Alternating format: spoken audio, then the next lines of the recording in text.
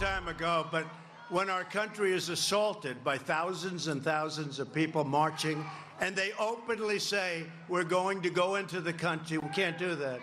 We can't do that. Can't allow that. Well, that was President Trump last night addressing the migrant caravan at a rally in Wisconsin. As we learned this morning, hundreds of U.S. troops will be heading to our southern border. William Lajeunesse is live in Mexico. William? Okay, go. Well, what I was going to say is what you just saw here, these people, this is the hitchhiking, right? So they've been on the road roughly for about 5 or 6 hours. They started very early this morning. What they'll frequently do is flag down any kind of a truck or a pickup and try to get aboard like they are here and then go to the next town so you don't have to walk 30 or 40 miles a day. So it is true that the U.S. is going to now send some additional troops to the border. It's unclear whether or not their role will change. However, the U.S., as we both know, is now preparing for the inevitability of this situation. The group itself, it's going to splinter a little bit. Some will probably stay in Mexico. Some will jump the train a little ways up. And also you're going to have some going to McAllen, Texas, which is about, 1,045 miles away from where I am here. And we're also going to hit Tijuana, which is about 2,350 miles away. So these people, anybody here speak English? No English? English? Where are you going? Tijuana, Texas? Can you tell me? Texas. Texas. Yes. Tijuana, California. Tijuana. Okay. Can you tell me what you're going to say when you get there? No habla? Okay. Sorry. Okay. Most of the people here, Sandra and Bill, do not speak English. I think I've talked about 2 or 3 dozen who have. Some have, again, already gone over to Texas.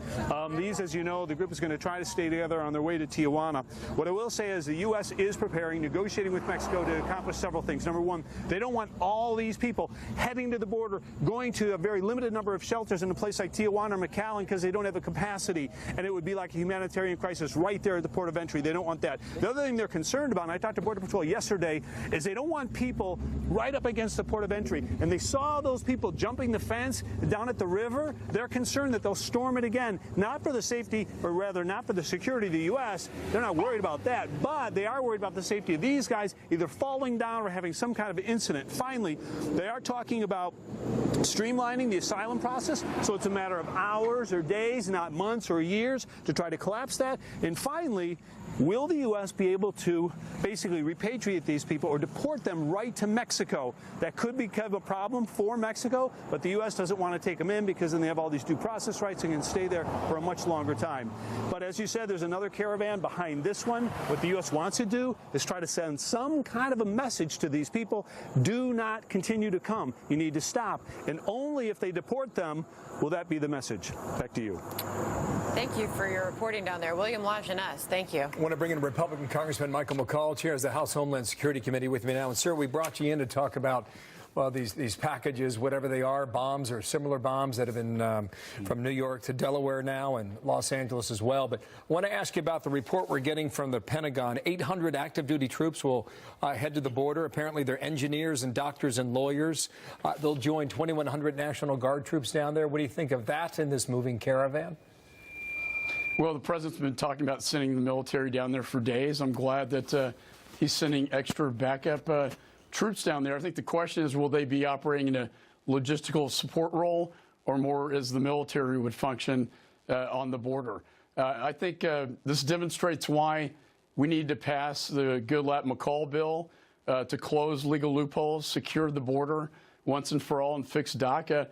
We wouldn't even be having to deal with this situation had not all the Democrats voted against that bill on the House floor. So now we have a precarious situation where we have to stop them before they touch base in the United States, as Bill Lajeunesse mentioned, the due process rights that will attach once they set foot in the United States. So now we have to work out an agreement with Mexico, in my judgment, where they would claim asylum in Mexico because, after all, they're away from any fear of persecution while they're in Mexico. Okay, we are watching that. We're also watching the package story here.